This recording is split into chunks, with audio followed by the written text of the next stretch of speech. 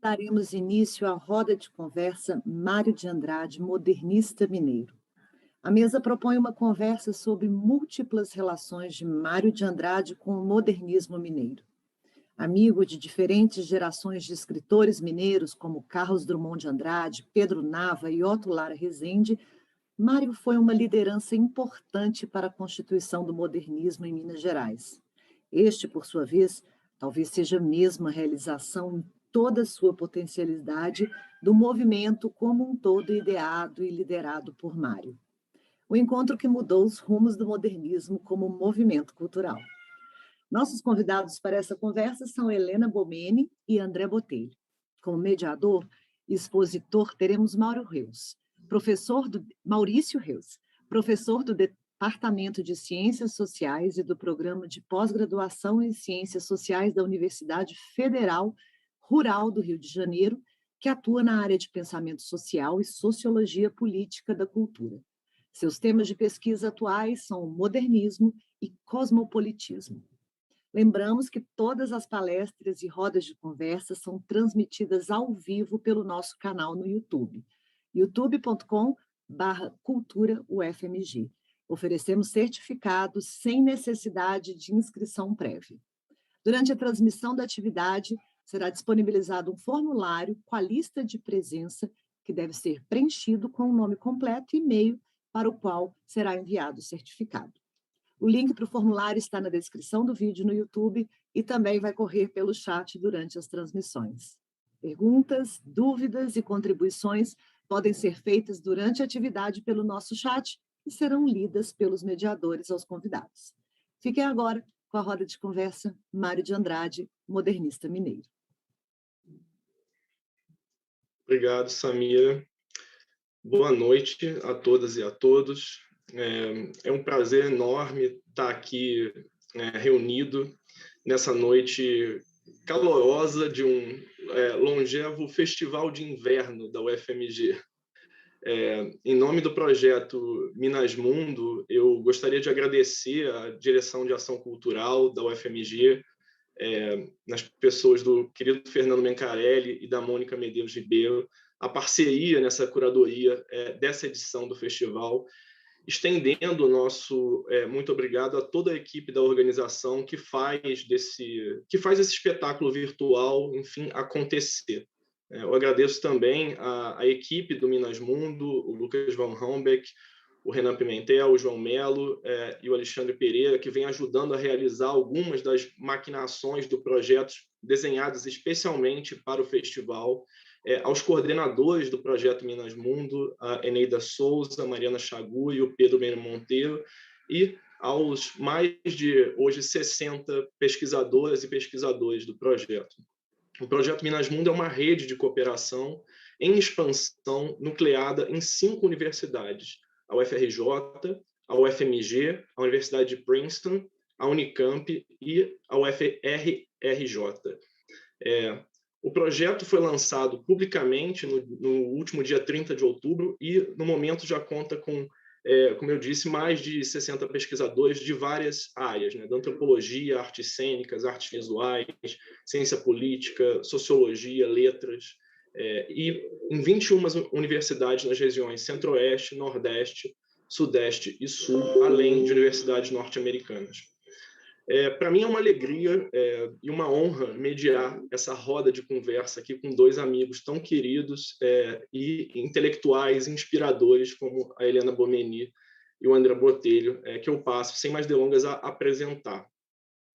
A Helena é professora titular de Sociologia do Instituto de Ciências Sociais e membro permanente do Programa de Pós-Graduação em Ciências Sociais da Universidade do Estado do Rio de Janeiro, a UERJ. Foi pesquisadora do CPDOC, da FGV, entre janeiro de 1976 até dezembro de 2012, inaugurando uma verdadeira vertente de trabalho sem a qual a área de pensamento social seria impensável hoje em dia, e foi professora titular também de Sociologia da Escola Superior de Ciências Sociais, CPDOC, entre março de 2006 a dezembro de 2012. Ela atua nos temas de educação e pensamento social brasileiro e entre os seus mais de 20 livros, eu destaco aqui alguns pelos quais eu tenho um carinho muito especial, que são Guardiões da Razão, modernistas mineiros, que é, como o André lembrou numa aula, uma espécie de anteprojeto do Minas Mundo, né? O Poeta na Política, Mário de Andrade, Paixão e Compromisso, Darcy Ribeiro, Sociologia de um Indisciplinado, e Tempos de Capanema. André Botelho é professor do Departamento de Sociologia e do Programa de Pós-Graduação em Sociologia e Antropologia da Universidade Federal do Rio de Janeiro, a UFRJ, pesquisador do CNPq e cientista do nosso estado, da FAPERJ. O André atua nas áreas de pensamento social brasileiro e sociologia política, áreas em que ele vem publicando vários artigos e livros no Brasil e no exterior, entre os quais eu destaco O Brasil e os Dias, Um Enigma Chamado Brasil, Agenda Brasileira e o mais recente, O Retorno da Sociedade, Política e Interpretações do Brasil. A forma que nós escolhemos aqui hoje para essa troca de ideias, né, a conversa, ela tem também um sentido, ela é também um gesto que tem um sentido utópico, adotado pelo nosso autor modernista aqui, tema da mesa de hoje, né? Especialmente na sua correspondência com os então jovens mineiros. E que gesto esse que é encampado desde o seu lançamento pelo projeto Minas Mundo. Porque a conversa, né, na nossa concepção, ela implica não na transmissão de um saber pronto, acabado, mas na ideia de que o outro, né, o interlocutor, através do diálogo, ele possa dar à luz as suas próprias ideias. Então, as vozes que falam exigem, para se completarem, a participação ativa e constante de outros que mantenham as suas escutas abertas. Trata-se de uma aposta que a Helena e o André sempre fizeram, a meu ver, na força do pensamento como um deslocamento. Daí também a provocação do título dessa mesa, e não como um ponto de chegada. E é de deslocamento também que trata esse projeto Minas Mundo, né? Deslocar o sentido nacionalizante que acabou domesticando, de certa forma, o legado cosmopolita do modernismo na cultura brasileira e de recalcar esse sentido. Mais que cosmopolita, é cosmopolítico, né? E justamente por isso, a conversa para a gente contém a potência de construção de uma nova sociedade pelo exercício da solidariedade. Ela é uma fala comprometida com a vida em sociedade. E, embora a Semana de Arte Moderna de São Paulo, em 1922, seja o marco simbólico mais consagrado na história do modernismo, né, do nosso ponto de vista provocador aqui do projeto, o ano-chave do modernismo é 1924.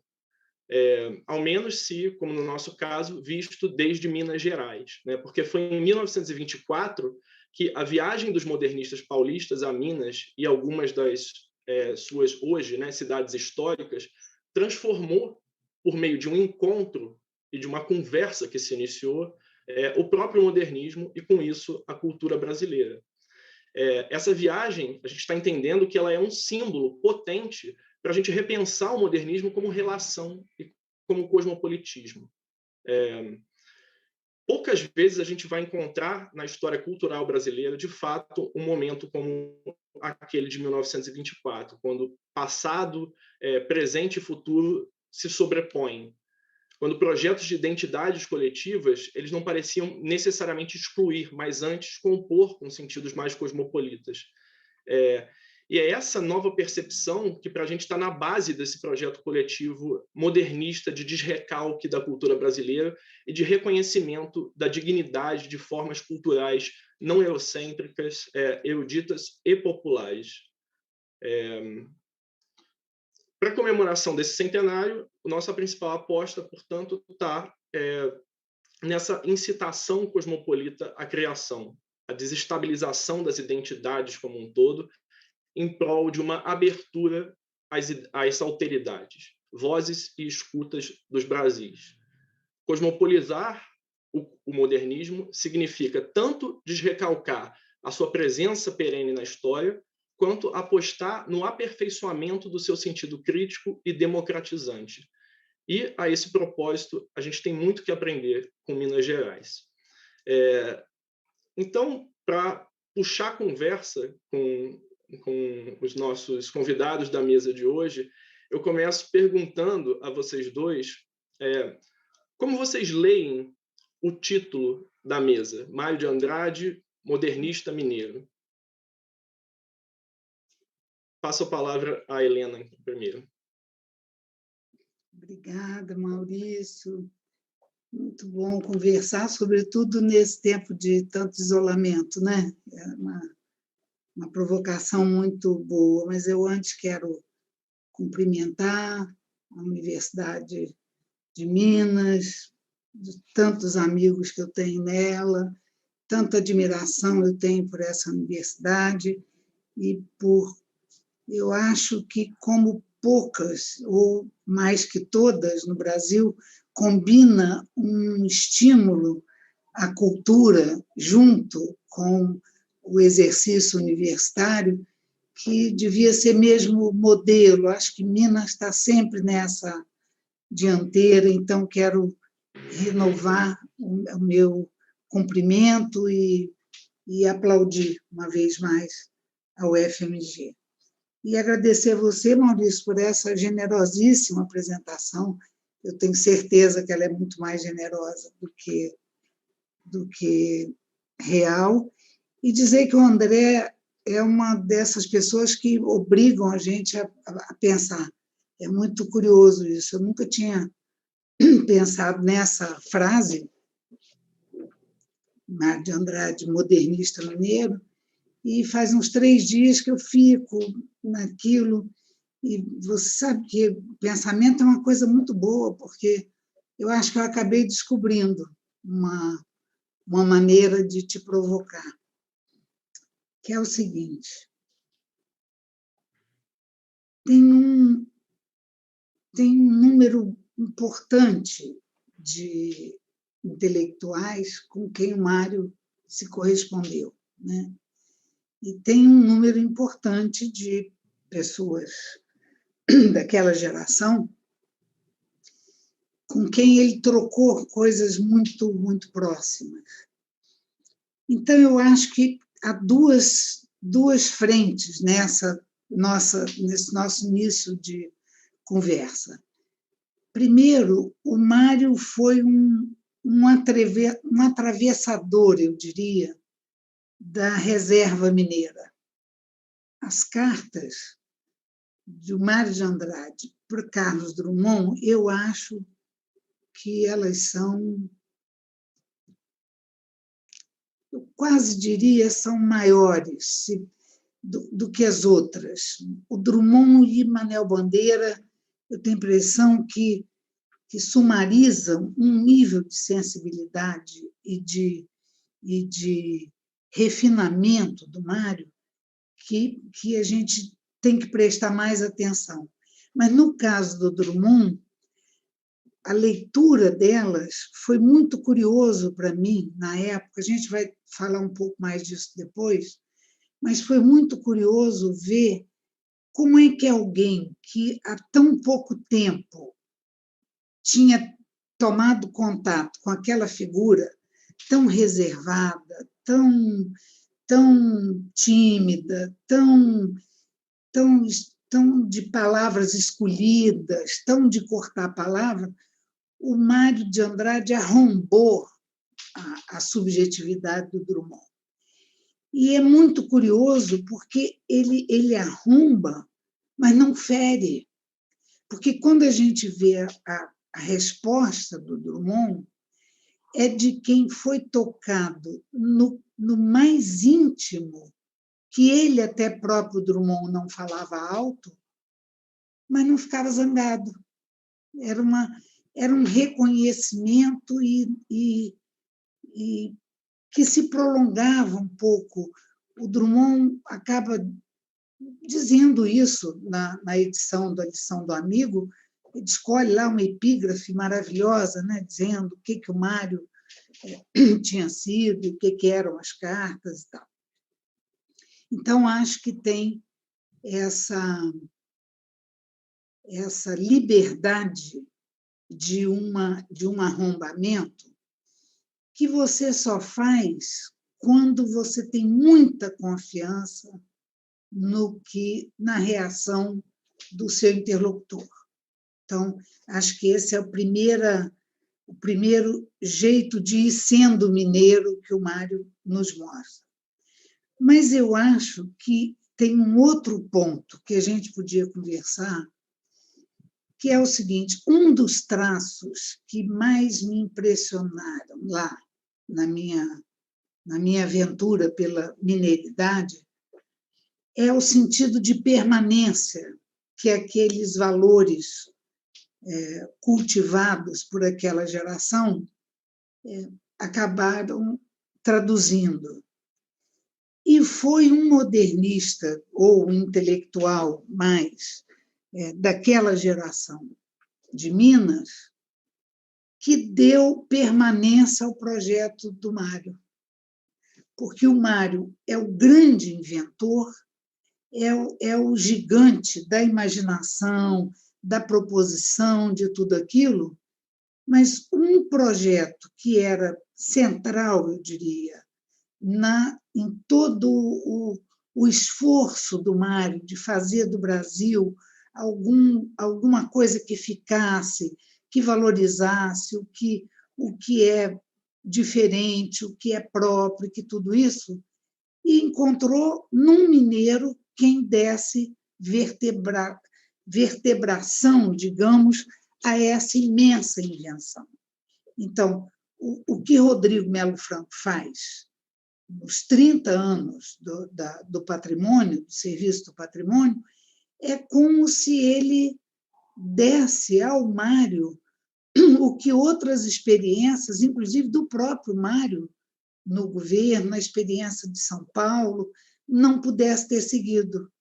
Então, é como se Minas prolongasse Mário de tal maneira, e aí agora, num tom mesmo de conversa, eu ficava muito impressionada quando eu ia, eventualmente, nessa época da pesquisa. Fui 2 vezes a uma reunião no SFAM, e vocês sabem que uma coisa que mais me tocava naquelas 2 reuniões, as pessoas falavam de Mário de Andrade sempre com verbo no presente. Não, isso não pode mudar, o Mário não quer assim, o Mário não quer assado, o Mário não vai aprovar isso, não vai... Então, é uma coisa que eu saí de lá e dizia que coisa interessante, como ir 2 vezes, 2 vezes. E não eram assim, alguém que estava estudando Mário, ou você, que você fica tanto... Não! O patrimônio, quer dizer, alguém dirigir colocar de pé um serviço como aquele, como o Rodrigo fez durante 30 anos, e já não está ali. E o Mário ter essa presença, isso é, de fato, e eu fecho aqui para ouvir o André, uma provocação para essa frase que você inventou. Ele acabou ficando mesmo um modernista mineiro também, não é? Que é como se prolongou até hoje, é impossível você falar do IFAM, falar de patrimônio, falar de memória no Brasil sem falar do Mário. Mas o lugar onde isso teve um assento extraordinário e que criou essa permanência, eu acho que isso é um legado de Minas. Acho que sim.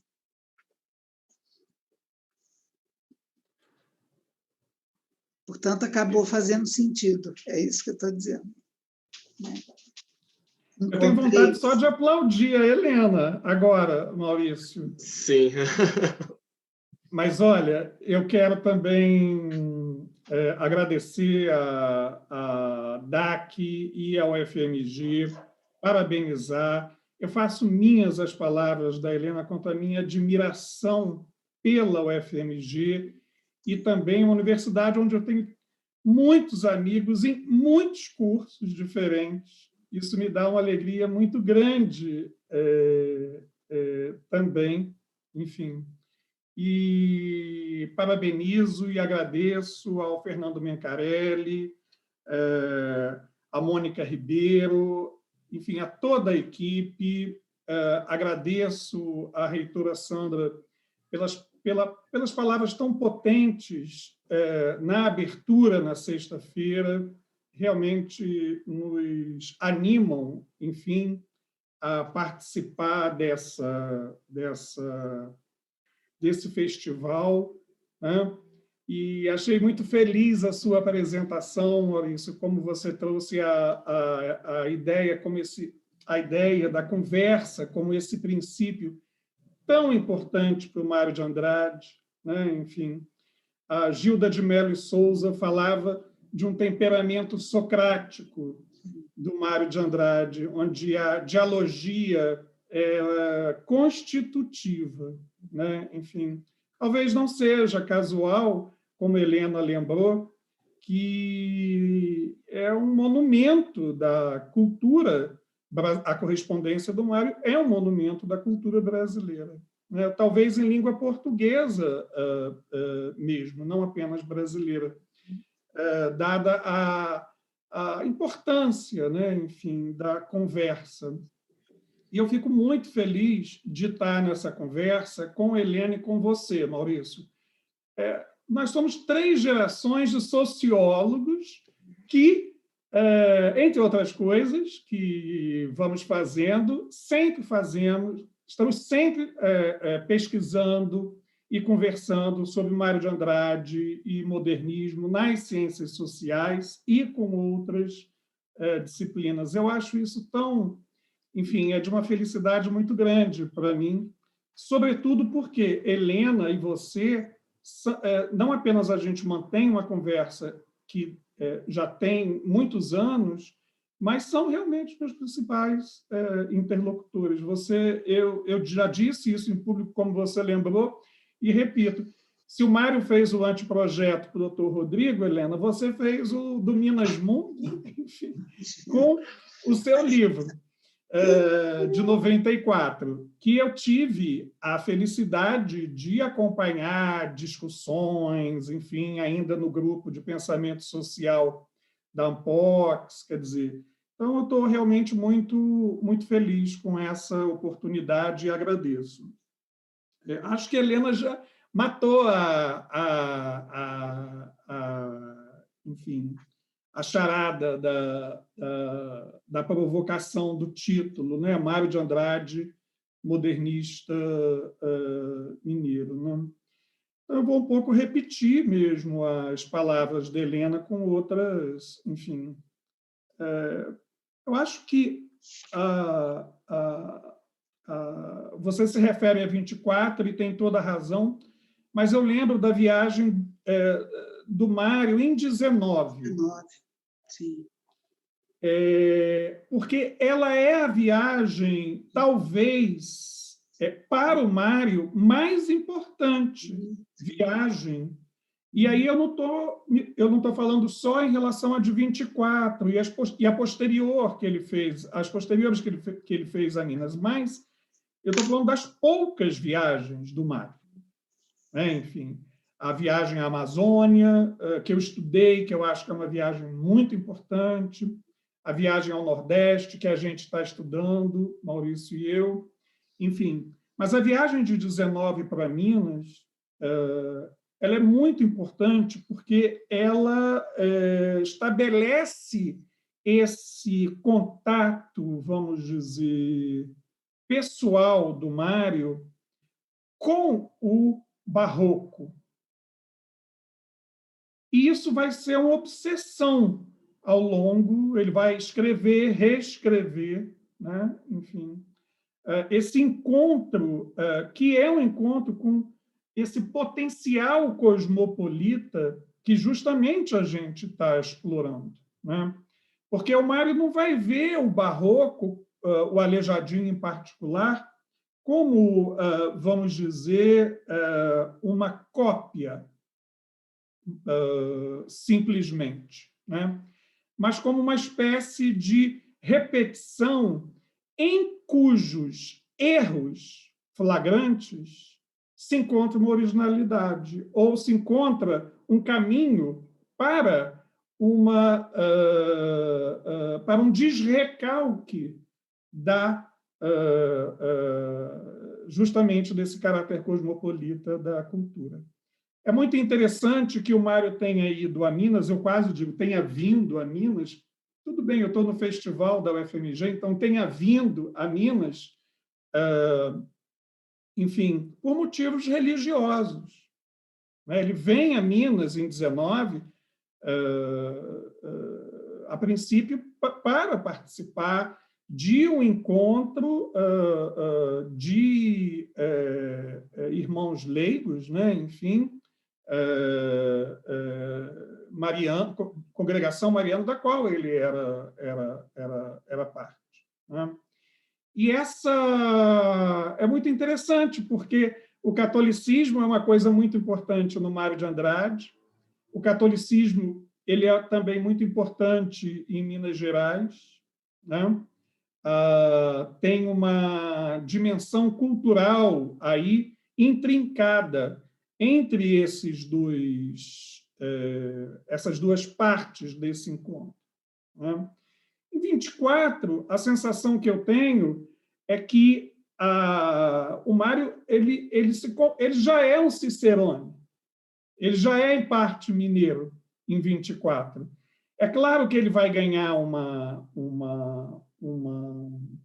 reverberação, uma reelaboração estética, Plano de Jabuti, por exemplo, enfim.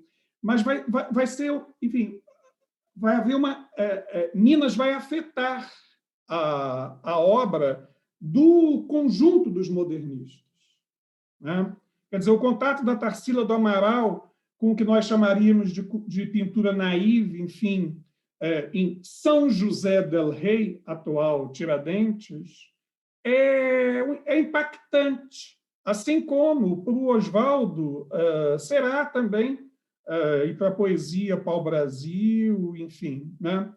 Mas essa relação se torna duradoura no caso do Mário, diferente dos outros modernistas.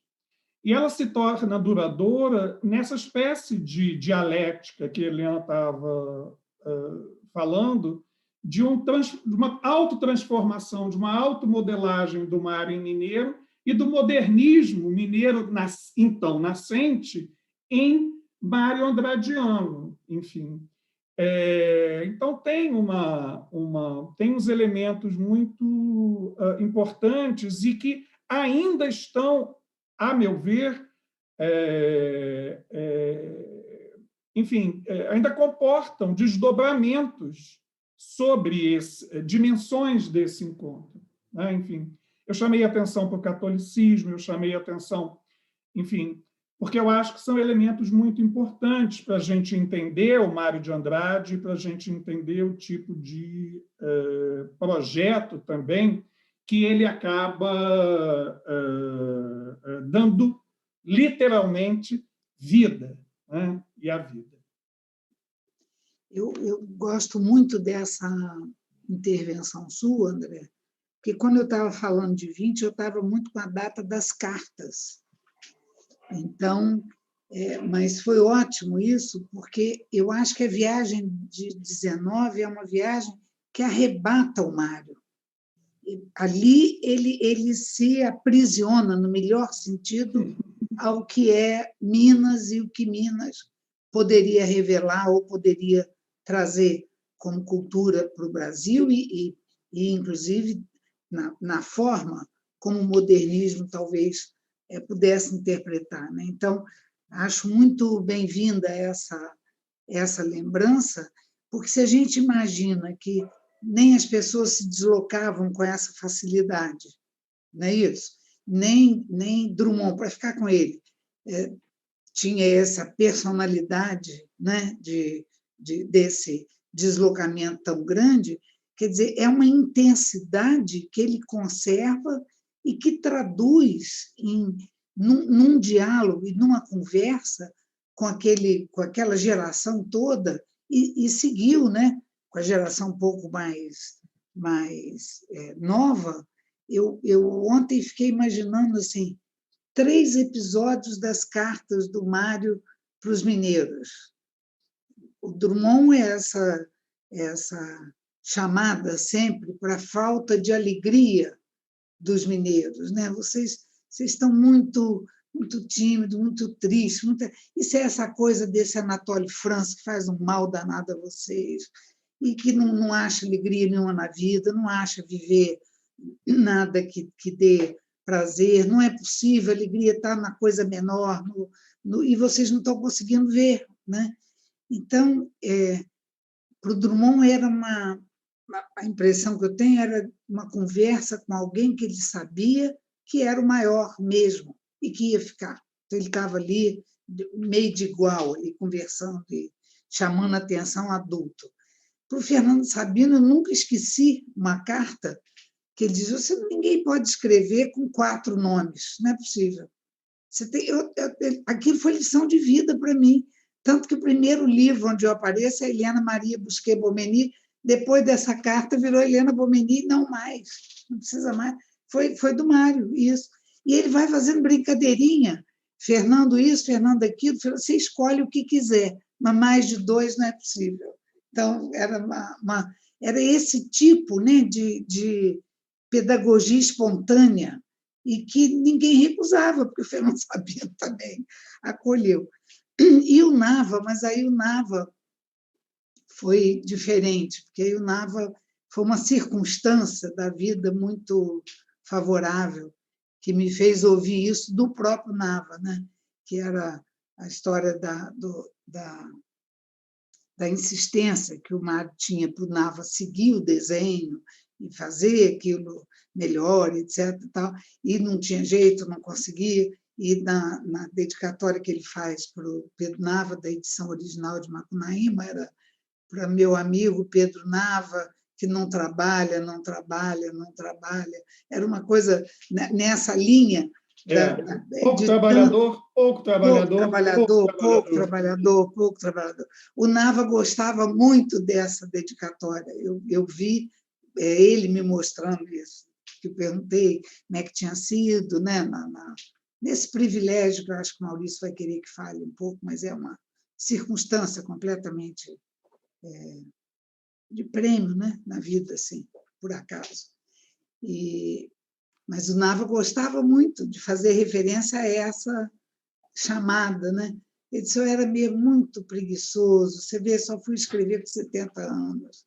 Tinha muito mais coisa que eu queria prestar atenção, não dava tempo, não era.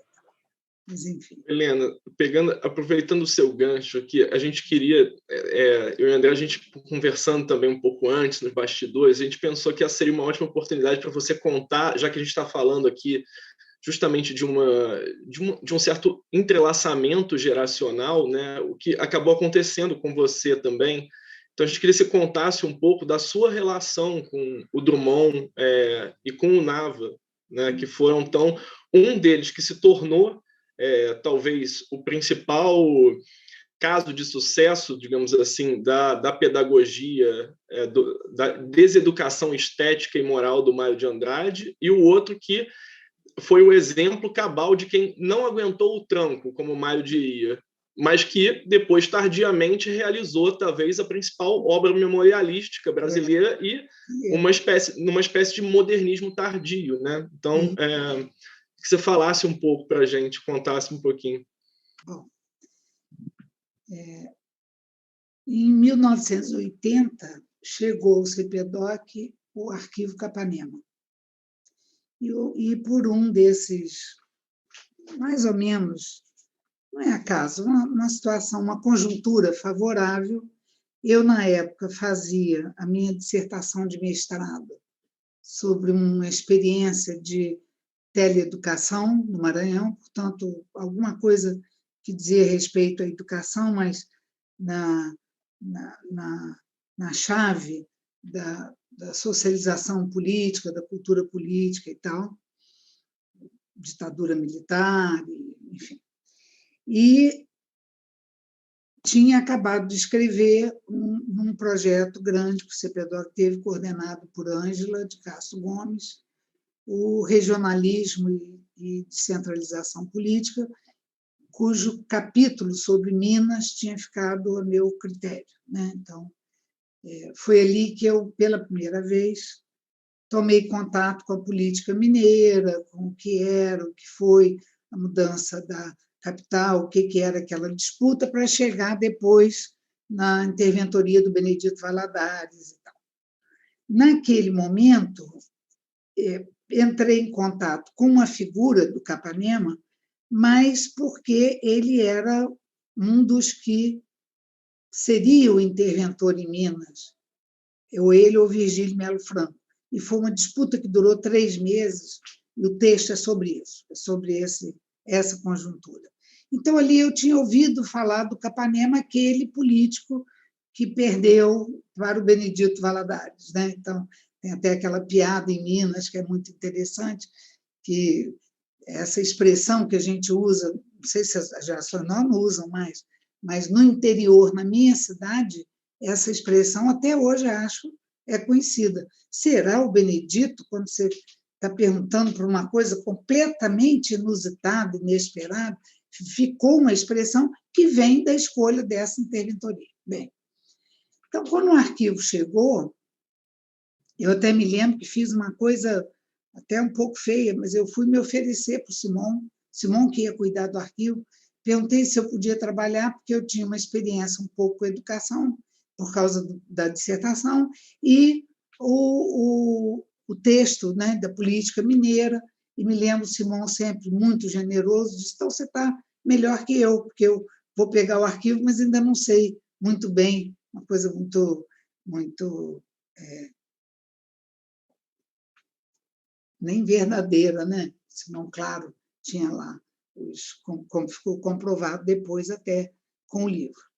Então, quando o arquivo chegou, quando a gente começou a mexer, foi a primeira equipe, o arquivo nem estava tão organizado, a gente nem tinha noção, quando estava fazendo a pesquisa, do tamanho daquele arquivo, do gigantismo daquele arquivo, da riqueza daquele arquivo. Só para ilustrar isso muito rapidamente, era um Ministério da Educação e Saúde, e quem primeiro depois mexeu com a área da saúde no arquivo foi Gilberto Orman, que fez o livro lá, né, sobre aquele ministério, sobre o programa. Então, a gente nem pôde tocar na área de saúde, era uma coisa gigantesca, e a gente foi indo, e eu confesso que o que mais me surpreendia era encontrar os literatos ali, porque eu fui fazer sociologia tendo feito 2 anos de literatura. Então, aqueles personagens, o que o Jorge Lima está fazendo aqui? E conheci o Mário de Andrade, um lado do Drummond, que, de outra maneira, eu jamais conheceria. Isso é o lado acadêmico, institucional, de trabalho, que, claro, a gente comenta as coisas que está vendo. O lado circunstancial de muita sorte, né, para mim, é que eu tenho não só um primo, mas um imenso amigo, cúmplice de vida inteira, um artista plástico, Dolino, Geraldo Dolino, que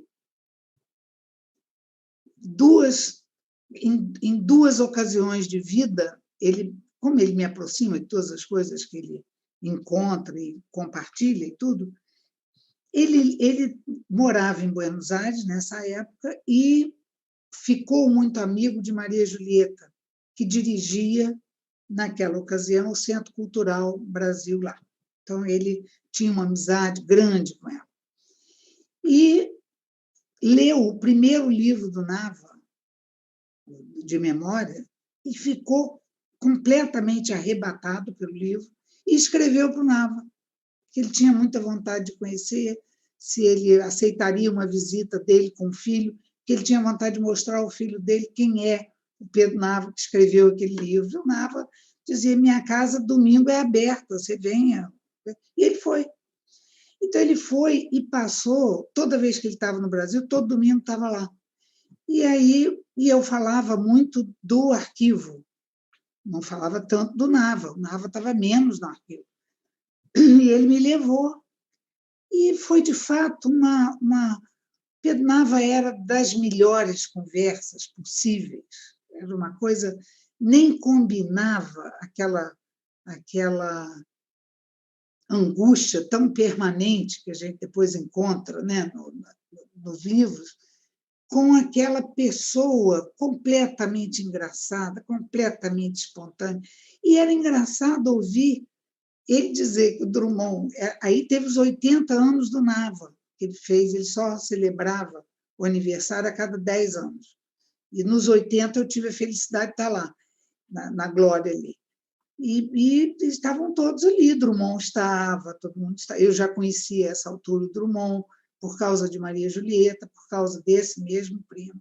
Eu acabei morando em Ipanema, num apartamento dele, e Maria Julieta acabou comprando um apartamento no mesmo prédio. Então, a gente foi ficando mais íntimo, até na época da doença, enfim. Bom, então, era muito interessante, porque no aniversário de 80 anos do Nava, Drummond, todo alegre, estava lá e tal, conversa, isso e aquilo, e o Nava, no outro domingo, disse assim: você viu, Drummond? Meu maior amigo, nunca fui à casa dele.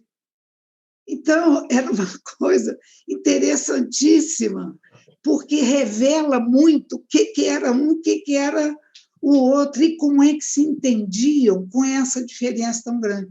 Um completamente derramado, que era o Nava, né? Me lembro a última vez que fui, quando ele lançou o último livro, Sírio Perfeito, né? O último exemplar, e estávamos lá, e o Ziraldo também estava.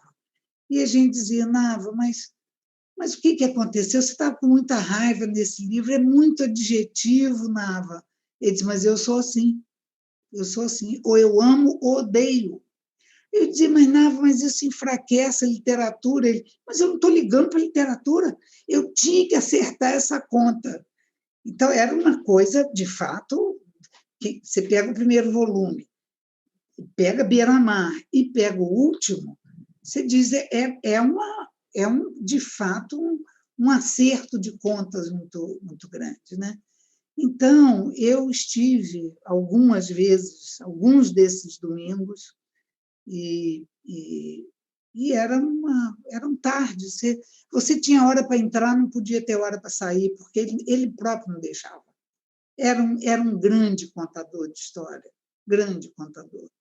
Então, acho que Nava ter passado isso para o papel foi um presente para a cultura brasileira, mas, ao mesmo tempo, foi um acerto dele, com tanta coisa que guardava e com tanto que acumulou, né, nesse sentido. E a última nota é uma de quando aconteceu aquela tragédia lá, do suicídio e tal. Eu fui para o velório dele com o Drummond. Por quê?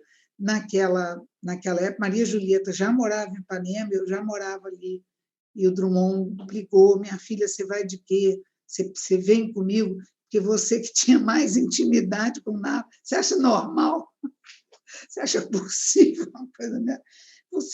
Minha filha, você que tinha mais contato, assim, mais intimidade, você tem noção do que aconteceu com eles? Como que eu tinha mais intimidade? O que é isso? Então, então, por isso, foi um presente que a vida me deu, completamente casual. Foi por nenhum merecimento intelectual, nada disso, uma circunstância. E um episódio com o Drummond é que eu queria que ele me desse uma entrevista a propósito do livro, né? E ele não dava, eu disse: não faço, não sei o que eu fiz, que aquele rapaz falou, foi tão duro comigo, um sociólogo, ele sabia que era. Ele disse: não quero. Tal. Eu falei: mas você não devia ter esse medo, porque a gente já percorreu o arquivo todo e você está muito bem lá. Falei até da carta que ele fez para o Capanema pedindo demissão, né? Que não ia assistir aquela conferência do anticomunismo, né? Disse que não podia fazer aquilo e tal. E quando o livro saiu, eu mandei um exemplar para ele. E ele, depois foi uma pena que eu não guardei isso, não tive esse cuidado. Mas ele telefonou para minha casa, deixou um recado na secretária eletrônica, deslumbrado, dizia: Eu estou há 36 horas sem dormir e estou na terceira leitura. Vocês me devolveram a juventude, porque ele reencontrou, né, ali no livro tudo, o tempo do ministério, o contato dos intelectuais, o Mário, todo mundo. Então,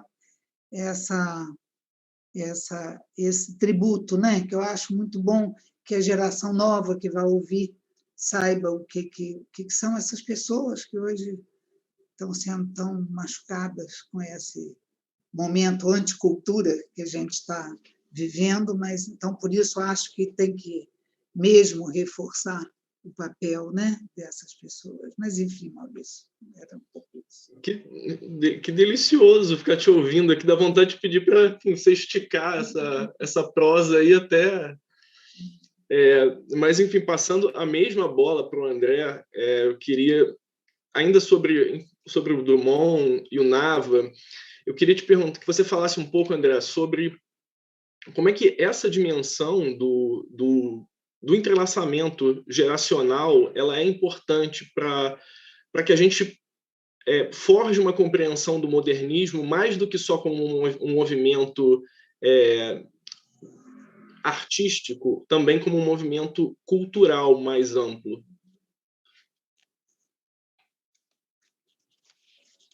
Eu já ouvi, enfim, eu tenho o privilégio de viver na mesma cidade, de trabalhar em vários, não só no Minas Mundo, mas em outros projetos, com Helena. Somos, enfim, vizinhos de bairro e somos amigos. Eu já ouvi essas histórias e outras. Eu me delicio, porque, Helena, você, eu acho que tem a mesma personalidade ou o mesmo traço da personalidade que você aponta do Nava. É de uma maravilha, enfim,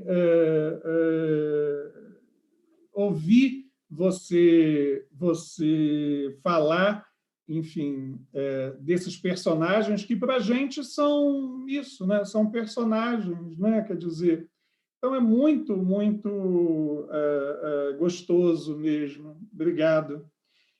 Maurício, de fato, enfim, né, a gente, inclusive, enfim, você e eu, né, enfim, a gente está trabalhando nessa direção, né, quer dizer, juntos, né, quer dizer, como que a gente pensa e em diálogo, claro, com o trabalho da Helena, com outros trabalhos, enfim, como que a gente pode pensar o modernismo não na chave da vanguarda artística, que já produziu, vamos dizer, tantas explicações memoráveis, enfim, muito boas, né? Mas, ao mesmo tempo, quer dizer, são mais, vamos dizer, frágeis, até para explicar por que 100 anos depois a gente está aqui falando e do modo como a gente está falando desses artistas e intelectuais. Quer dizer, há algo no empenho em transformar o Brasil na vida e na obra, né? E a obra do Mário, enfim, o Mário era o tipo de escritor que queria mudar o mundo não só dentro da sua obra, mas com a sua obra. Né? Então, há algo enfim, no empenho, na aposta modernista, que, de fato, só podia se realizar no entrelaçamento das gerações, como você está chamando. Quer dizer, é um movimento que não se esgota, enfim, no atendimento de uma demanda, até porque as demandas de uma transformação cultural da sociedade brasileira, que o modernismo do Mário trazia, elas são muito estruturais para serem, vamos dizer, realizadas numa geração. Por outro lado, tem o problema da sociedade brasileira, enfim, um movimento muito próprio, reiterativo da sociedade brasileira. A gente não precisa, enfim, nem se estender nesse assunto, basta a gente pensar o que a gente está vivendo hoje em termos de ataque à cultura e de ataque à democracia e à democratização da cultura. Quer dizer, o grande empenho, né, do Mário de Andrade foi a democratização da cultura. E esse é um processo que foi interrompido, né? Então, é por isso que a gente está aqui conversando sobre ele, me parece. Porque há enfim, um desafio a gerações posteriores, né, que foi assumido ao seu modo, com temperamentos tão distintos quanto Helena mostrou, inclusive, né, mas que foi assumido pelas gerações passadas e estão aí, enfim, aguardando a nossa disponibilidade, né? Porque, de fato, pensar a cultura popular, como Mário pensou, né, num registro não apenas de um colecionismo, vamos dizer, ou de uma autenticidade, da busca de uma autenticidade, mas essa espécie de política de reconhecimento e de a busca de uma problematização das fronteiras que eram tão assentadas naquela época entre erudito e popular e que, de alguma forma, ainda continuam atualmente. Então, quer dizer, são desafios, quer dizer, que são, numa sociedade como a brasileira, são desafios que são desafios de todas as nossas gerações. Eles têm se mostrado de todas as nossas gerações. Mas não apenas os desafios. Eu concluo dizendo que também as conquistas do modernismo. Elas também são nossas conquistas, né? A gente também pode, vamos dizer, e acho que devemos, enfim, né, nos constituirmos como portadores sociais, como agentes, como sujeitos, agentes dessas conquistas também, né? Ainda particularmente num momento tão triste para a sociedade brasileira como esse que a gente está vivendo. Excelente, André. Eu acho que pegando também o seu gancho e chamando os nossos ouvintes aqui para entrarem também nessa conversa com vocês, eu acho que eu queria, enfim, acho que perguntar assim, como é que um pouco sobre o aprendizado, que foi como você a reta final da sua fala agora, né? Qual é o legado de aprendizado social, né, do modernismo que ficou, né, e que a gente pode acionar hoje em dia? O que a gente faz com esse legado de empatia pela alteridade, de curiosidade, sabe, pelos Brasis e pelo mundo, né? Esse legado de reflexão crítica, assim, uma reflexão desabusada também, mas sempre com um potencial, com um sentido democratizante, né? Sobretudo nesse momento, como você disse, agora nesse momento em que a gente está vivendo, enfim, novamente um conflito muito agudo por um certo controle e uma imposição de rumo, né, da mudança cultural na sociedade. Então, enfim, eu jogo a bola para o alto aqui para vocês cortarem e chamo também o nosso público a fazer questões e participar. Eu acho muito, muito interessante essa provocação que o André fez e que você reforçou, Maurício, porque, num certo momento que eu avançava, né, nesse entendimento do que foi Mário, do que foi uma coisa tão gigante, tão oceânica, né, Mário? E o contato dele com a política, e o sofrimento com a exaustão, aquela angústia por um trabalho que era uma urgência que ele tinha para fazer tudo. E eu me lembro muito do primeiro contato mesmo que tive com o projeto do SPAN, né? Que era uma tradução de alguém que queria registrar ali o amor ao todo. E eu acho que esse sentido só é possível com democracia. Então, o Mário foi cerceado toda vez que a política o cerceou, porque não havia, quer dizer, se isso tem sociologicamente um problema para você realizar coisas, e aí eu acho que Minas entra com o que ela tem de mais efetivo nisso, né?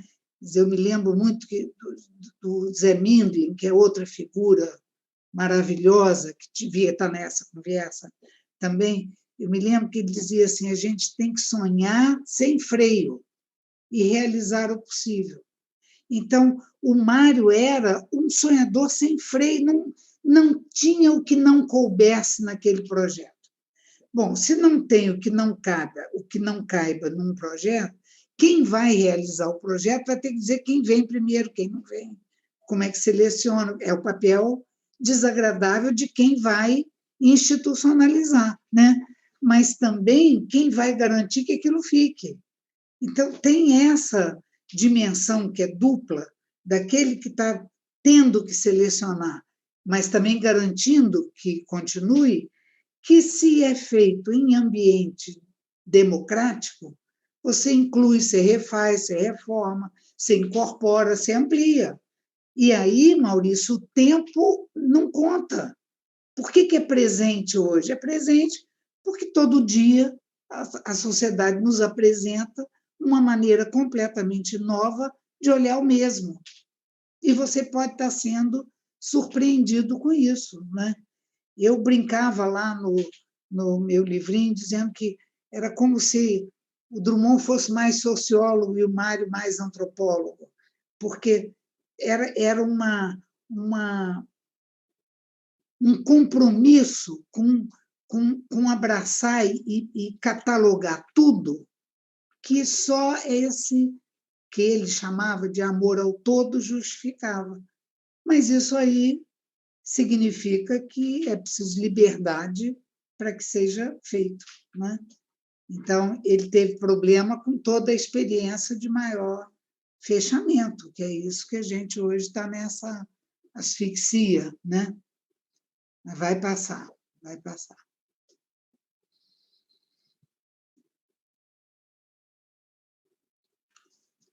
Perfeito, Helena.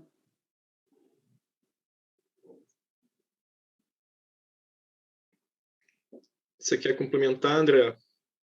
Não, a gente pode abrir mais a conversa, se houver a possibilidade.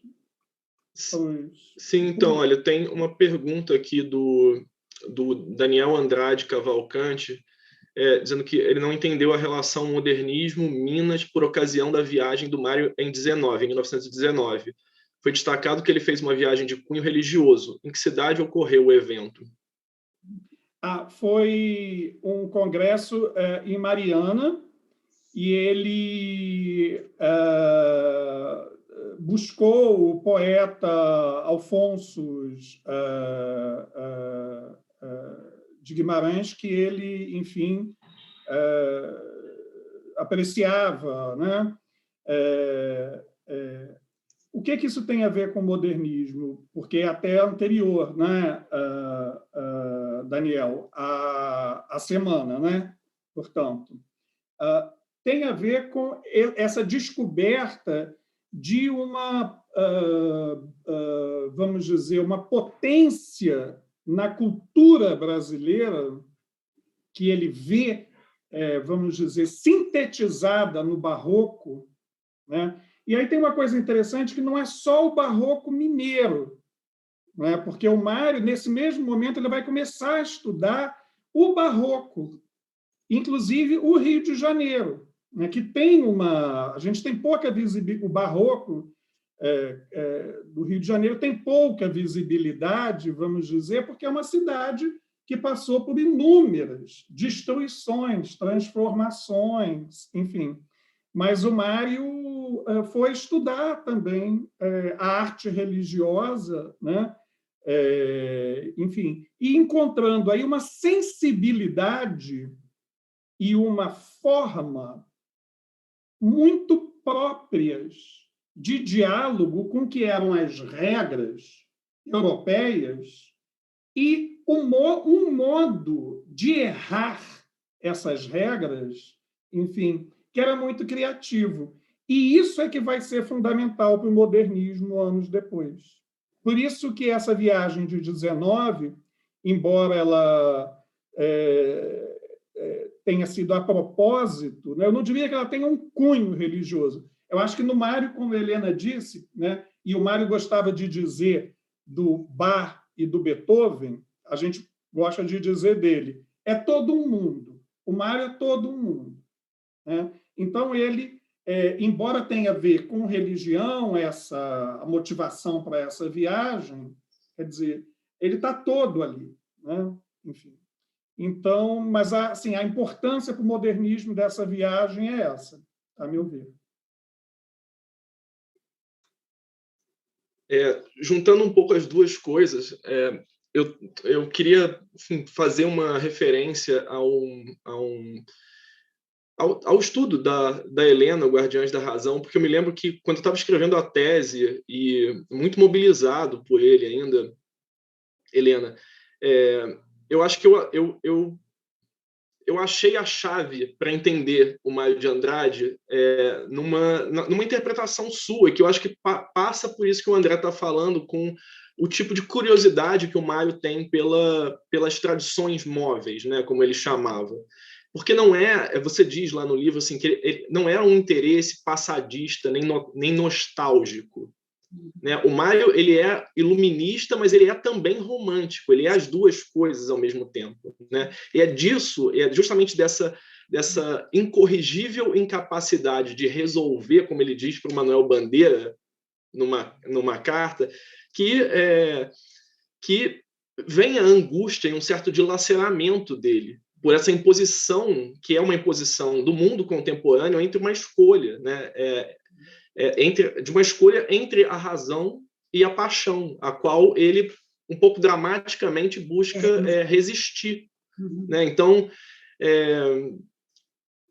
tem isso, né? É uma aposta do Mário que a capacidade analítica e crítica da razão, e o Mário, ele sempre foi muito, enfim, produzia estudos muito sistemáticos, ele sempre entendeu, eu acho, que a razão desempenhava um papel importantíssimo no processo de construção do conhecimento, né? Mas essa razão, ela precisava ser também humanizada pela consciência e pela experiência compartilhada. E é isso que pode conduzir ao aperfeiçoamento da cultura e da sociedade.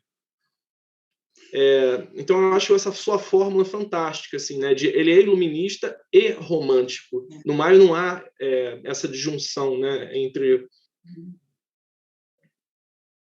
Era muito ambicioso o projeto, né? E ele sabia que, deixados espontaneamente, esses eventos não se transformariam em alguma coisa permanente sem a mão ou o artifício da razão. Mas se você deixasse esse, que é quando ele fala da burocracia, toda vez que ele fala da burocracia, é como se ele estivesse falando do que seria aquele aparelho inamovível que te amarra, que te oprime, que tira você do sonho, que tira a diversidade do que você quer mostrar. Mas não é possível não fazer.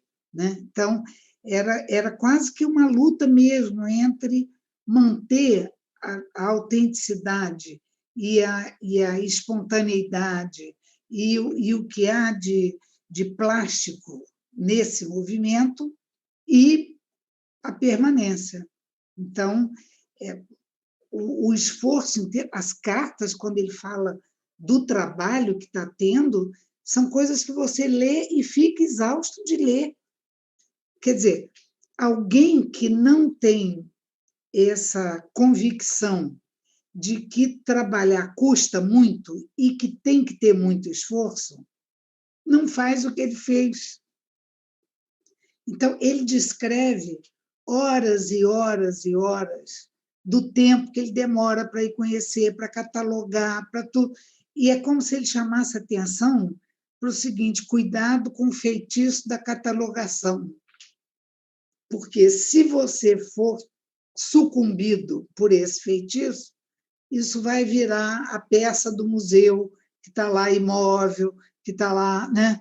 Então, é um desafio quase irrealizável. Então, o Mário de Andrade é uma utopia, é uma grande utopia de movimentação da cultura. Ele jamais será plenamente realizado, que é uma negação do próprio projeto, né? Será sempre não concluído, será sempre provisório, será sempre alguma coisa que você pode acrescentar e que pode fazer. Então, eu acho que nesse sentido, o encontro dele com Minas, para a gente ir um pouco arredondando, né, foi um encontro muito feliz, eu diria, que é como se ele tivesse dado a matéria-prima sobre a qual o talento maior que eu acho que Minas tem para a cultura brasileira, historicamente, pudesse se realizar. Então, é um encontro feliz dos dois lados, eu acho. É, de fato, uma via de mão dupla ali, né? Muito, muito forte, eu acho. Helena, você citou antes o anteprojeto, né, para o serviço do patrimônio, enfim, e, salvo engano, no anteprojeto, o Mário, não sei se com esses termos contemporâneos, mas ele já falava, inclusive, quer dizer, numa ideia de uma cultura imaterial, né? Quer dizer, como, quer dizer, o que deve ser preservado, né? Não são só os templos e as casas da elite, né? Quer dizer, essa ideia de colonial, enfim, que aí a gente pensa quantos anos, né, Helena, levou para o próprio aquela autor IFAM, né, implementar uma política cultural de valorização do imaterial e o conflito que isso gerou e ainda gera na sociedade brasileira ao chamar determinadas concepções, determinados modos de fazer, determinadas práticas de cultura que merecem ser, vamos dizer, reconhecidas. Você não acha que essa é a questão sociológica fundamental? Porque a gente assiste isso também com as manifestações todas hoje das minorias todas. Então, qual é o projeto que vai caber tudo? Qual é o projeto que vai contemplar toda essa diversidade, essa plasticidade? Dificilmente. Então, eu acho que essa é a tensão permanente entre a descoberta de uma grande bandeira ou questão, ou que ser manifestação, e a sua implementação, né? Eu acho que esse é um desafio permanente, isso não tem solução. Aberto, né, Helena? Aberto. Será sempre inconcluso. E todo esforço de concluir é autoritário, todo. Tem que ser, né? Porque tem uma coisa de seleção e tem uma coisa de impedimento, que são coisas diferentes, né? Então, você pode dizer, eu, para realizar isso, terei que selecionar, porque senão não faço nada. Isso é uma coisa. Isso não será aceito por essa ou aquela razão, é outra, né? Então, é como se o Mário dissesse o seguinte: se você quer pensar na cultura brasileira, toda forma de cultura tem que estar aqui. a oral, a escrita, a musical, toda ela tem que estar aqui como possibilidade. E aí vai realizando como pode. Né? Uhum. Socialmente, né? Politicamente, como Sim. pode. Uhum. A gente tem... Você quer falar, André? A gente tem mais duas questões aqui Não, tem nossos pergunta para a Helena. Isso, ó, tem o José Newton Menezes está te fazendo uma pergunta, Helena. Em que as trilhas dos mineiros desagradam a Mário de Andrade? Não, Mário, vale a pena ler as cartas do Mário para o Drummond. Eu acho que essa lição está lá, toda. Ele implica com um certo compromisso muito duro na avaliação dele com a língua.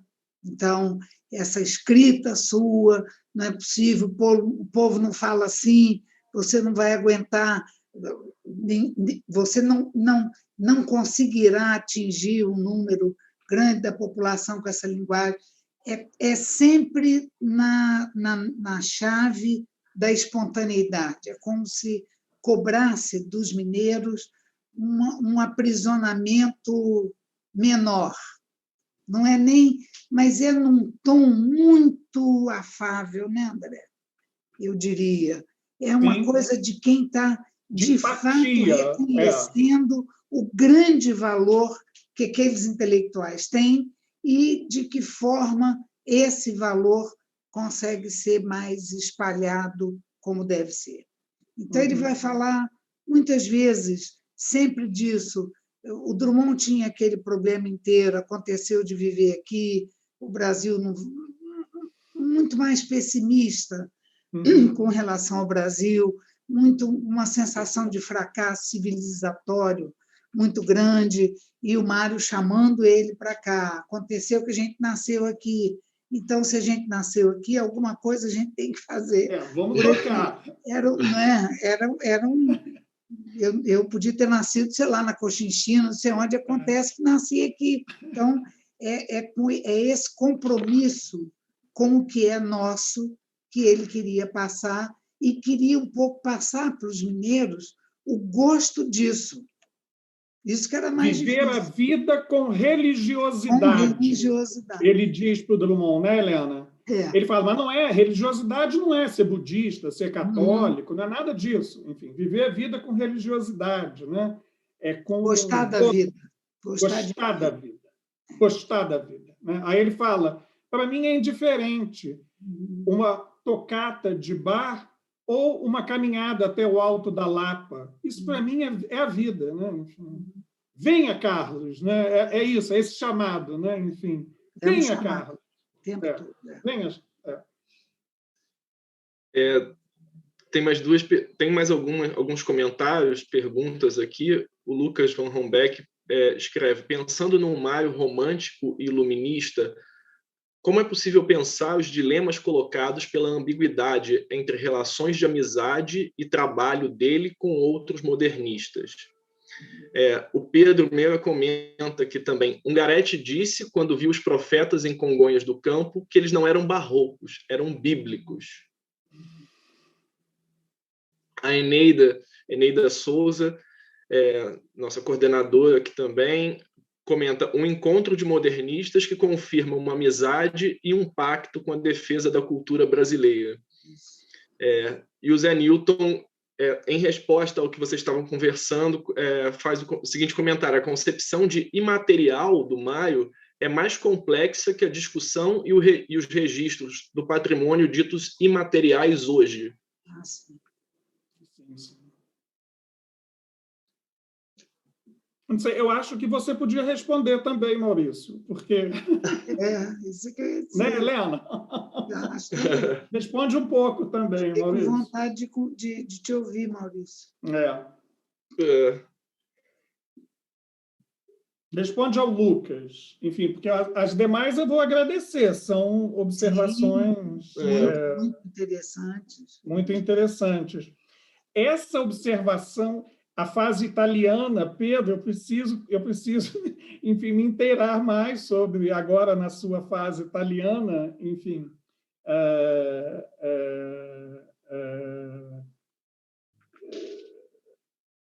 Eu acho que é uma tradução, enfim, acho que seria difícil para um poeta italiano enxergar o barroco mesmo.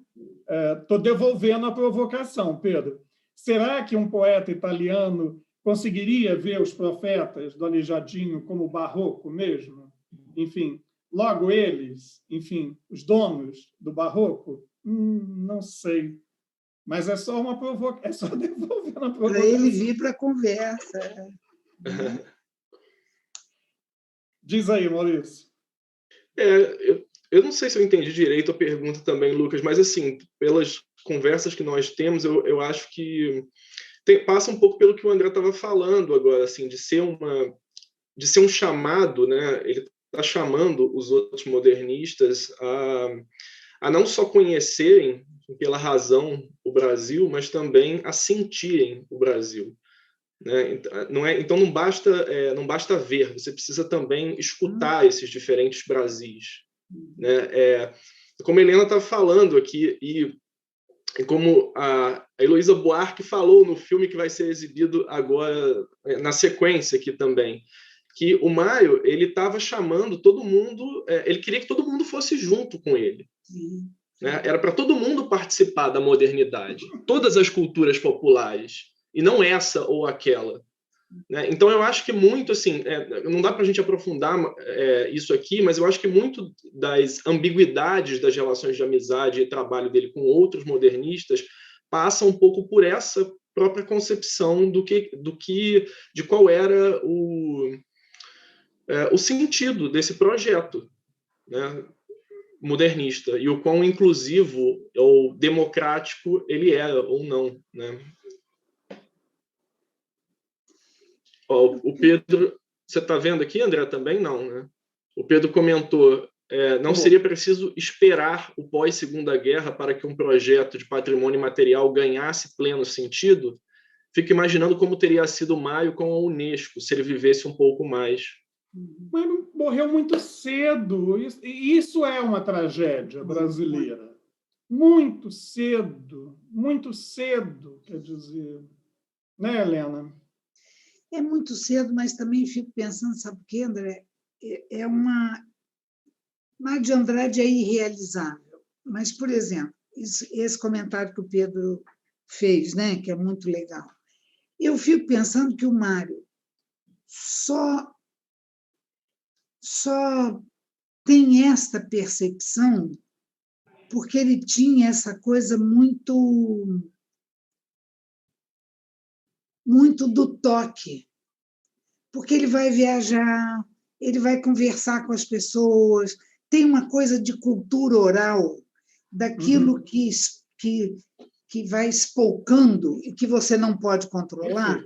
É uma chave isso aí. Não era possível compreender essa complexidade brasileira sem isso. Então, toda a chamada dele para o Drummond, por exemplo, é para sai do escritório, sai da sala, você tem que ir sentir a rua, você tem que saber o ar, é aquilo que te pega, é aquilo que te desarma.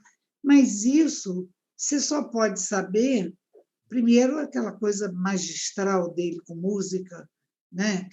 que é exatamente os sentidos todos aguçados, e essa capacidade de não se assustar com o que não é igual.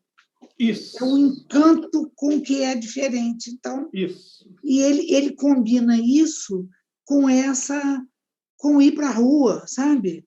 Está na rua, ele fala das caminhadas pela glória, dos lugares que você vai conhecendo pelo Mário, assim. Então, essa disponibilidade de tocar, de pegar a cultura pelo toque, é que gera isso do imaterial depois. Porque o que é o imaterial, se não a sensação de um gosto que você nunca esqueceu, né? As madeleines da vida toda, que é um cheiro que você não... um passo de dança que a cultura foi mantendo. Então, onde é que ele via isso? Ele via isso experimentando. Eu acho que a experiência tem um sentido nessa concepção de cultura do Mário que é vital, né?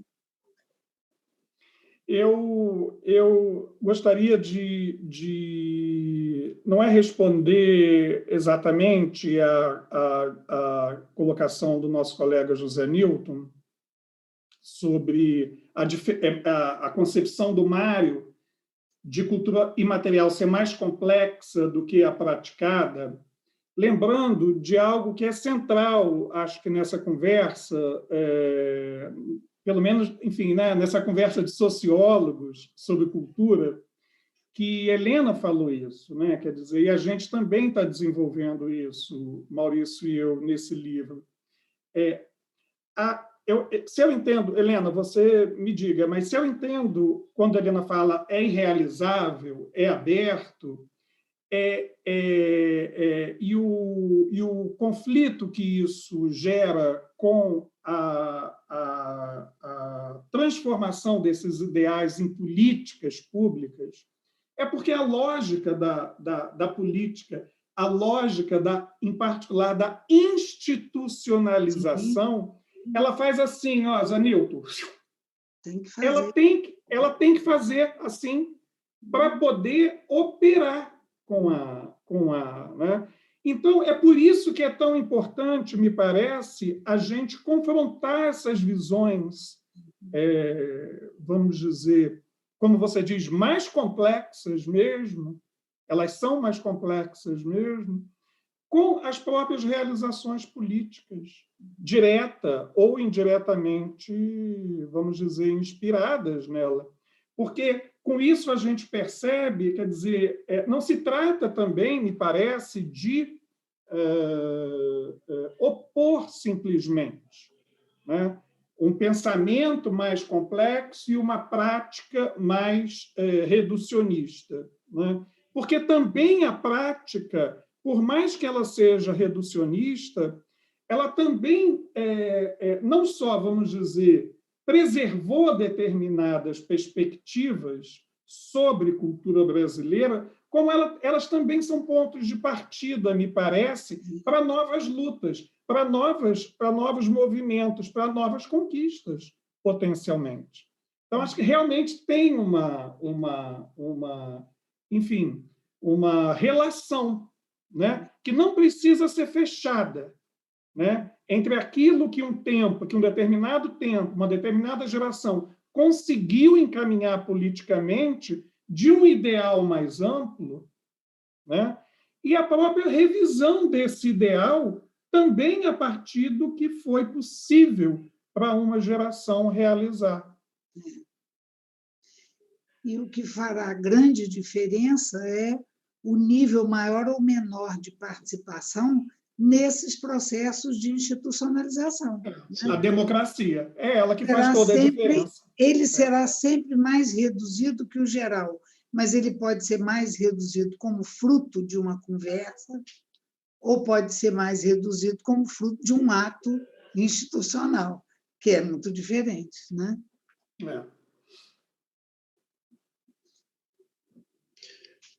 A gente tem 5 minutos. Eu pergunto se vocês querem fazer alguma consideração final. Eu quero ouvir uma consideração final da Helena. Sim. Minha? Vamos usar mais esses 5 minutos para a gente ouvir mais a Helena. E você, Maurício, eu também já falei bastante. Pode falar, Maurício. Eu quero dar só vivas a Minas Gerais pela universidade e dizer que tem feito muita falta, né, um certo espírito moderador de Minas nessa confusão em que a gente está. Mas eu acho que o mais importante disso é a gente entrar no centenário da semana e se emocionar imensamente com as cartas do Mário escritas 100 anos atrás. Uhum. Eu acho isso, eu fui pegar outra vez um pouco para essa conversa, e é inacreditável a contemporaneidade, porque ele fala da alma, né? Ele fala dos movimentos humanos. Então, Mário de Andrade está vivíssimo, e eu acho que os mineiros souberam disso muito, muito bem, eu acho. Então, por isso é que estamos aqui, né? E agradecer, André, mais essa conversa muito boa. Eu quero agradecer também, antes de passar para o Maurício, agradecer, enfim, a você, Helena, ao Maurício, aos, enfim, colegas que nos acompanham, tanto no projeto Minas Mundo, como nesse festival. Parabenizar novamente, enfim, a UFMG, a divisão, né, de Ação Cultural, a DAC, enfim, o Fernando Mencarelli, toda a equipe, dizer que é uma alegria, embora não seja desse modernista, enfim, a alegria é a prova dos 9, né, dizia o Oswaldo, e é uma alegria, enfim, né, estar aqui em Minas e ter Minas no coração também, como a gente tem, né? Enfim. Então, muito obrigado. Obrigada. Obrigado, Helena. Obrigado, André. Bom, eu termino, então, aqui só fazendo uma evocação a duas categorias que se repetem à saciedade na correspondência do Mário com o Drummond, que são as noções de amizade e de felicidade, e que eu acho que, de certa forma, simbolizam muito do que aconteceu aqui nessa mesa hoje, né? E que, para o Mário, né, que tinha uma personalidade muito rica e complexa, no entanto, ele necessitava continuamente de uma afetação, às vezes dura, mas construtiva dos amigos, né, dos interlocutores, para poder justamente combater uma espécie de incompletude essencial, né? Mas é exatamente isso, essa afetação provocada pelos amigos, pelo interlocutor, que permitia que essa personalidade se aprimorasse e atingisse um desenvolvimento que, se dependesse só da sua pura e simples interioridade, vamos dizer assim, nunca seria alcançado, né? Então, é isso. É uma felicidade para mim estar aqui com vocês, aqui no Festival de Inverno da UFMG, enfim, realizando essa ação aqui em parceria do Projeto Minas Mundo. Então, obrigado. Boa noite a todos e a todas. E sigamos na programação do festival, que está maravilhosa, até o fim da semana. Está maravilhosa, E agora, por favor, nos acompanhem para ver o filme do Minas Mundo sobre o modernismo. Que vai ser precedido da primeira textura sonora também, que foi produzida especialmente para o festival, né? Eu acho que a gente consegue ver o vídeo primeiro, Maurício. Tá. Tem mais a ver com para dar uma continuidade. Obrigada, Helena, Maurício, André, pela participação no Festival de Inverno da UFMG. Vamos exibir agora, sim, a textura sonora Você Vai Lá para o Sertão, com concepção e montagem de Sérgio Bairro. Textura sonora é o trabalho de composição conceitual por meio de montagens criativas que reúnem voz, música, sons e texto, mesclando literatura, narrativas orais, sons da paisagem, entre outros elementos. As texturas sonoras foram criadas pelo projeto Minas Mundo para o Festival de Inverno da UFMG e unem passagens de O Recado do Morro, de Guimarães Rosa, aos sons, cantos e rituais da região de Codisburgo, Jequitibá e entornos. Ao todo, serão exibidos cinco texturas sonoras durante o festival.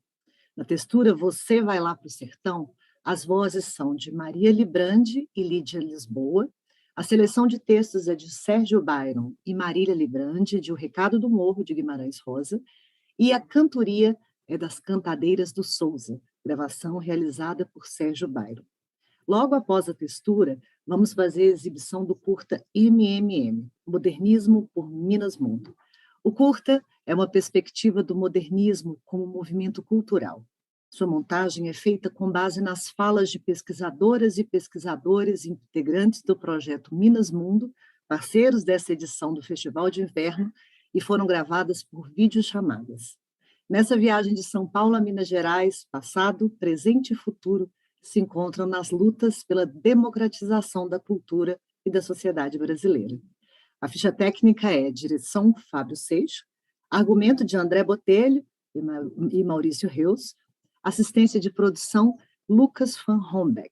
A duração é de 15 minutos. É com vocês.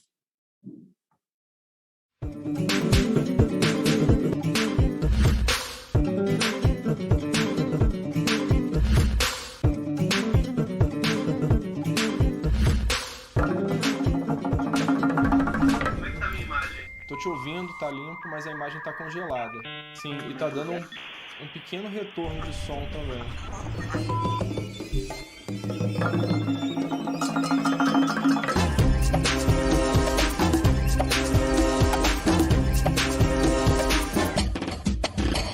Tô achando curiosíssimo a gente estar aqui numa sexta-feira da paixão, conversando sobre Mário de Andrade e o modernismo como movimento cultural.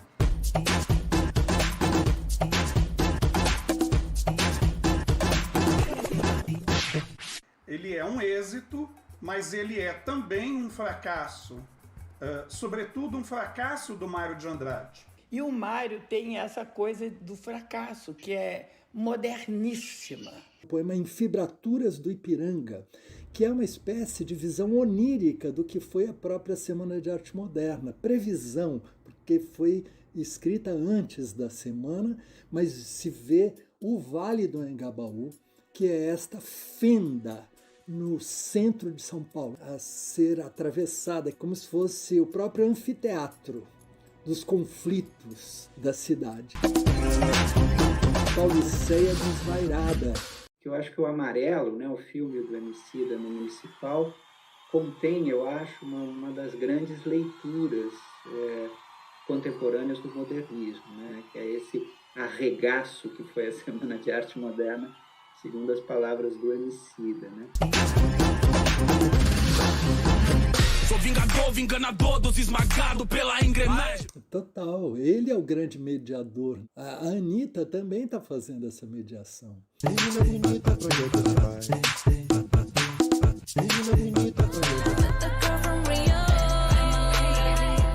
Se eu tivesse que definir numa frase a causa modernista do Mário de Andrade, eu diria que ele se bateu pela democratização da cultura numa sociedade extremamente conservadora, como era a sociedade brasileira do seu tempo e ainda é a sociedade brasileira hoje.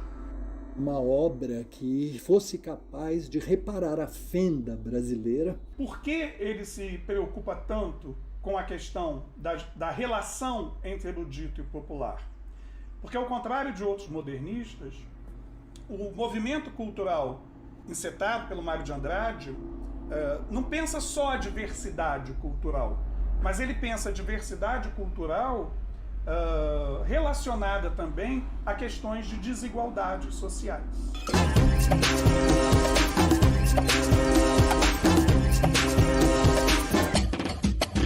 O Mário é uma figura para mim, porque ele é gay, porque ele é mulato, porque não é uma fragilidade, ele é uma outra idade, o Mário, né? Ele fala de um outro lugar. O Mário tem uma visão sincrética da cultura brasileira e não sintética, como no caso da antropofagia. É uma coisa fascinante, ele não se deixa atrapar pelo sucesso, pela coisa heróica. Aí mesmo é que o contraste Oswaldo e Mário fica mais chocante. O outro andava de Cadillac, era arrogante, tinha 1000 mulheres, tinha sucesso. Enquanto isso, o Mário ficava na escuta, ele ouvia o povo brasileiro, ele tinha paixão por outra cultura que não fosse a dele. Essa aposta numa pluralidade, essa aposta numa diversidade e numa convivência mais democrática entre essas diferenças. Um movimento modernista muito multifacetado. Nós não podemos dizer que ele era único. Todos os estigmas que a gente dá para o brasileiro e para os povos originais, ele comprou, que é uma atitude muito moderna, Maurício. Ai, que bem. Não me abandone, não me desespere, porque eu não posso ficar sem você. A semana já expressa uma espécie de articulação bem planejada entre o grupo original paulista, sobretudo com a intelectualidade e os artistas que viviam no Rio de Janeiro, uma cidade maior e mais cosmopolita do que a São Paulo dos anos 20. O modernismo do Rio de Janeiro ele foi menos de ruptura. Eu acho que a participação de Manuel Bandeira ela é muito característica desse posicionamento do modernismo do Rio de Janeiro. Ao mesmo tempo que há uma adesão, ele não quis participar da Semana de Arte Moderna. Ele afirmava, eu não sou contra o metro regular e tradicional, assim como eu também não sou contra a rima. Ele foi, do modernismo, a figura que mais reformulou o verso brasileiro.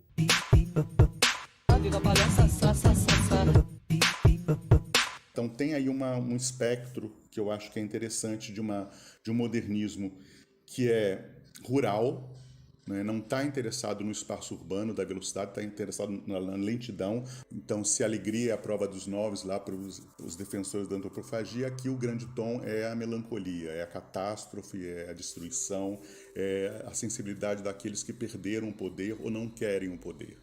O que o projeto Minas Mundo pretende é justamente desrecalcar o legado cosmopolita do modernismo para a cultura brasileira.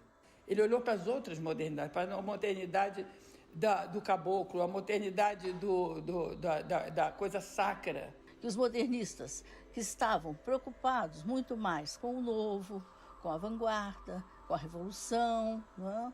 Eles se deparam ao mesmo tempo com a arte barroca, com a arte colonial, com a obra do Aleijadinho, quando eles visitam as cidades históricas. O chão de ferro das Minas Gerais, de fato, se mostrou um solo fértil às sementes modernistas que o Mário vinha cultivando e buscando difundir em suas ações.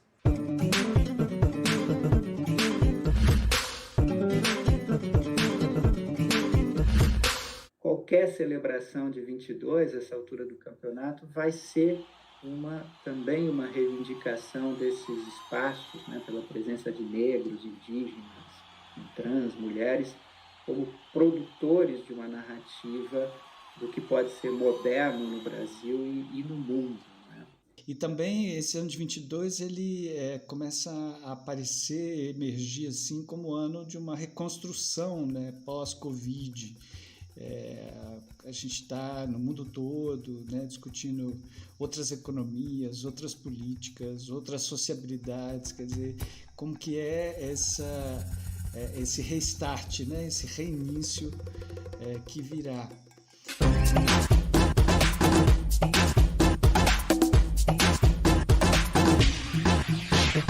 Em 42, já no fim da vida, o Mário fez um balanço melancólico da Semana de Arte Moderna. As políticas de democratização da cultura pelas quais o Mário se bateu, elas foram derrotadas. E morre disso, ao meu ver, morre desta fratura, desta impossibilidade de realização do projeto. Como movimento cultural, o modernismo provocou um aprendizado social. A gente precisa pensar, acho, né, refletir sobre o modernismo nesse contexto, pensando o Brasil, os Brasis que estão em movimento, né? que estão emergindo.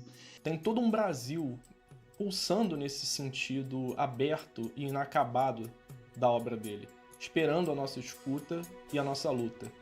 As periferias, as margens da sociedade brasileira vieram para o centro e elas mesmas se tornam os seus mediadores.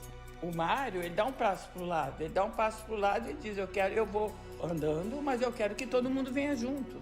Eu quero que todas as culturas brasileiras, todas as modernidades possíveis venham junto comigo, eu vou ouvir todas. O sacrifício do Mário de Andrade não precisa ser em vão. Então, viva o fracasso do Mário. Viva esse fracasso 1000 vezes.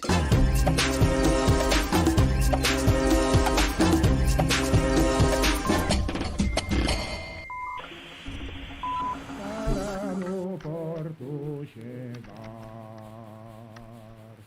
vou viver fora d'água fria. Como poderei viver sem a tua companhia, sem a tua companhia.